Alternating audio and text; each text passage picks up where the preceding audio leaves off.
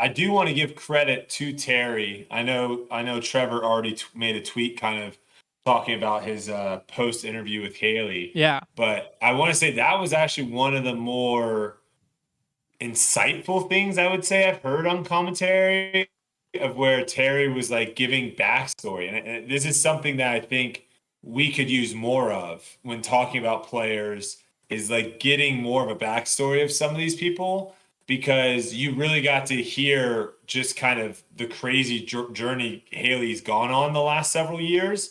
And it was cool to hear how she went up through the ranks and the different tournaments Terry had seen her at, and all that. I don't know what made me think. Oh, but then to like now say something negative, but it's not really negative. I think the commentary is also supposed to. It's like part of their job, right? To try to hype up what you're watching. Mm-hmm.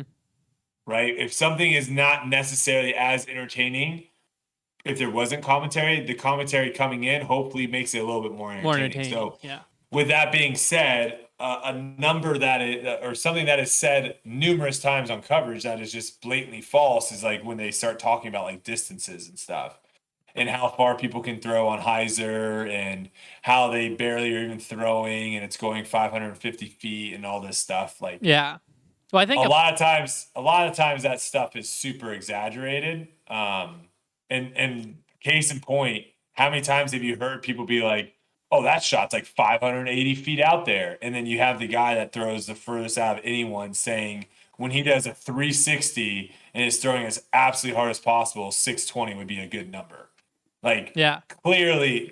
Well, these throws we're gonna have aren't. our rangefinder out there. Obviously, I'm very curious. Yeah. Like, he didn't seem like the kind of guy that's gonna come in and just like puff his chest and be like, "Oh, dude, 700 all day." Like, you know what I mean? No. So I'm very curious. Like, was he being really humble, and we're just gonna see like 620, 650, like back, like he's gonna be like hitting that, or is that like what you're saying, where we hear all these numbers because like the hole might be this far, but if you cut this corner, it takes like 150 feet off or something, and so people are throwing like 500-foot hyzers. But see, that's the thing, is they're not. I don't even think they're the announcers are doing any of that. They're not even. They would see it like sometimes you see it like when you play a course, you really know the course well. Yeah. And so you know like how far certain shots are from the basket.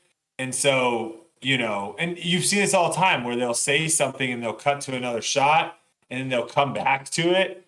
And the person's still like, they claim that it was they're going to be jump putting and 60, 70 feet away. And then they're throwing, a 200-foot upshot. But yeah, when it comes to David Wiggins, if anything, I think he's being safe. I think he's giving realistic numbers because he threw, I'm trying to think. I think he threw something like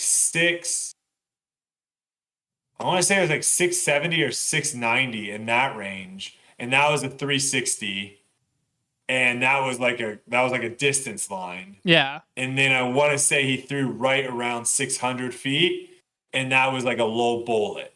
Like that looked like a normal disc golf shot right around 600 feet. So like I am so excited for tomorrow.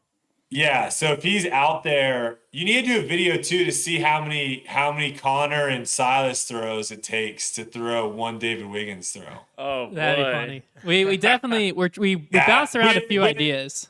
With the disc he's throwing, with like the super overstable disc he's throwing. Yeah, that'd be funny. Wow.